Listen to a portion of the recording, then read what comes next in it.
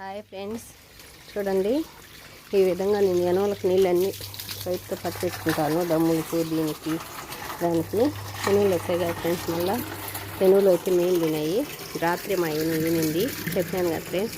గుడికి వెళ్ళి వచ్చే లోపల ఈనింది. ఇంకా దాన్ని వచ్చిన నుంచి ఇంట్లో కసువులు దోసేసి ఎనువులు కాడికి వచ్చిన ఫ్రెండ్స్. ఏం చేయలేదు, రాత్రి అంతా చేసుకొని పెట్టుకున్నాను నేను కసువు బోకులు అన్నీ.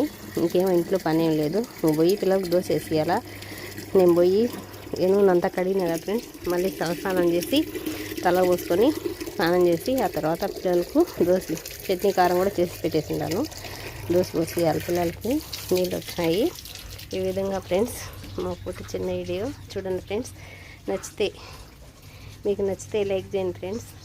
ఎనువులు అయితే పినాయి అంతా శుభ్రం చేసేస్తాను. నీళ్ళు పట్టేసుకొని డమ్ములకు మళ్ళీ కరెంటు పోతుంది. మాటలు మళ్ళీ ఎనువులు వస్తాయి కదా ఫ్రెండ్స్. ఎనువులకు నీళ్ళు పెట్టాలా, నేను పోయి ఇంకా స్నానం చేయాలా. Okay bye friends.